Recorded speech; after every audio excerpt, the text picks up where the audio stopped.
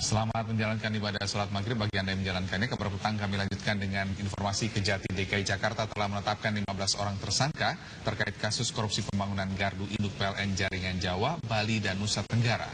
9 orang diantaranya adalah pegawai PLN. Dari hasil penyidikan Kejati DKI Jakarta diketahui anggaran proyek pembangunan gardu induk mencapai nilai 1,06 triliun rupiah.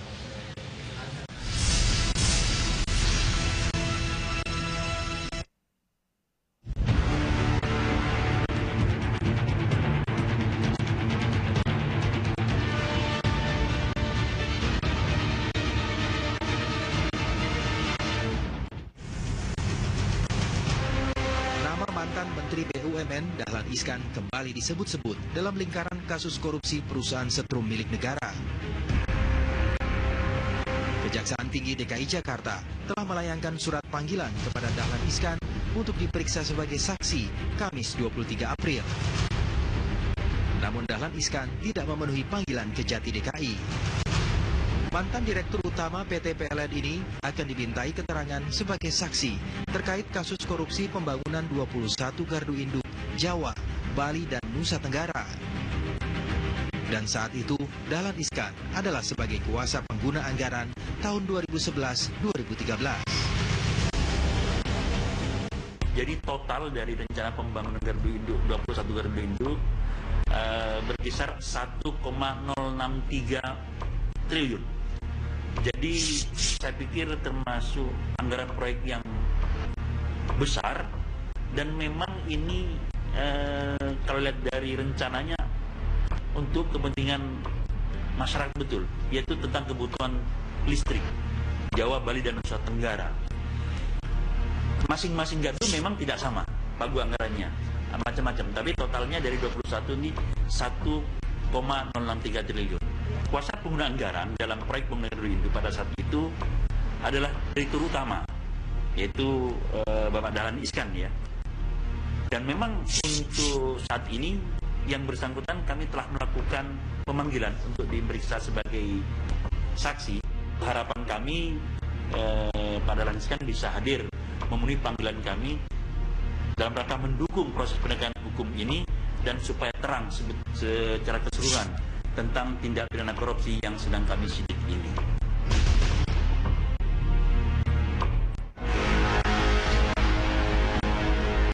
Dari hasil penyidikan Kejati DKI diketahui bahwa pada tahun 2011 hingga tahun 2013 PT PLN menyelenggarakan proyek multi-years pembangunan 21 gardu induk untuk jaringan Jawa, Bali, dan Nusa Tenggara. Belakangan proyek ini pun bermasalah dan diindikasi Kejati DKI Jakarta bahwa telah terjadi korupsi yang terkorporasi. Pekerjaan pembangunan gardu induk yang memang direncanakan pada tahun dimulai di tahun 2010 dan atau 2011 gitu. Tujuannya adalah untuk memperkuat sistem penyaluran atau sistem jaringannya PLN untuk mencapai pelanggan-pelanggan kami. Dan pada waktu itu memang terjadi kesulitan karena lahannya masih belum siap. Sementara pendanaan untuk konstruksinya sudah tersedia, yaitu melalui APBN, sedangkan lahan dibiayai oleh PLN.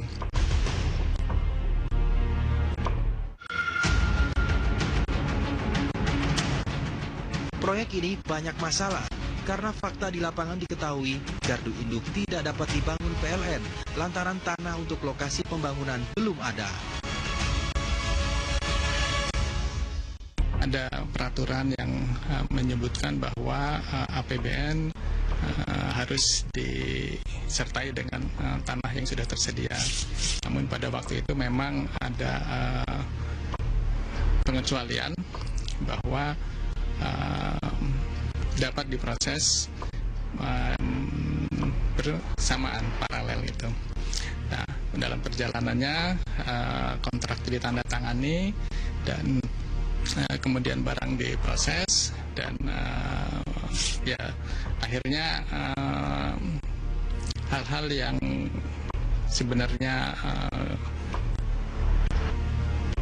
mengalami kesulitan untuk pengadaannya itu membuat ada permasalahan seperti di belakang hari ini, seperti kita ketahui dialami oleh teman-teman di proyek.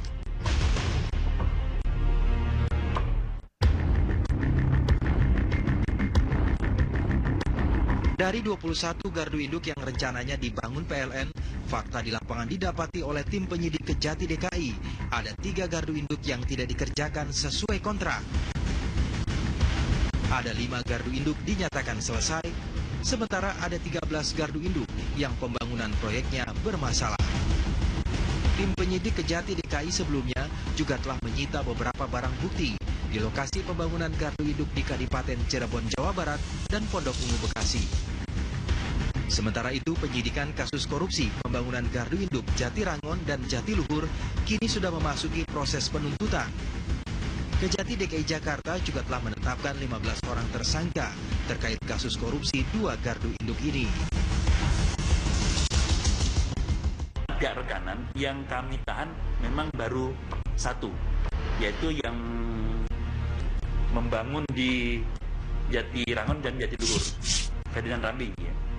Kemudian dari pihak PLN ini ada 9 orang yang telah kami lakukan penahanan, yaitu 3 orang yaitu panitia penerima barang, yang 6 orang adalah panitia pemeriksa hasil pekerjaan. Kalau ditanya PPK-nya kenapa belum? Karena PPK ini masih keterkaitan dengan proses pemeriksaan 9 gardu induk berikutnya. Karena mereka nanti akan kami minta pertanggungjawaban dari 9 gardu induk berikutnya. Nah, dari pihak PLN yang jadi tersangka dan ceritaan tadi 9, kemudian ditambah dengan 2 orang PPK. Itu yang jadi tersangka dalam kasus yang sebenarnya kami kerjakan. Dari pihak rekanan adalah menjadi 4. Karena yang di Kadipaten ada 2 orang tersangka, kemudian yang Sanur Bali ada 1 orang tersangka. Proses sudah dijalanin, sudah dilakukan di Kejaksaan Tinggi, dan saat ini teman-teman memang sudah ada yang ditahan, mungkin sudah dilimpahkan di Kejaksaan Negeri untuk diproses lebih lanjut. Nah, kita tinggal ikuti saja. Kami sebagai perusahaan tentu akan mematuhi, menghormati hukum yang sedang berjalan. Yang satu itu adalah Cihem sebagai pemegang kuasa P2K-nya itu. Kemudian ada yang kelompok penerima barang. Ada juga yang sebagai direksi pekerjaan. Itu. Jadi ada beberapa, total itu ada 9 orang yang saat ini sudah ditahan.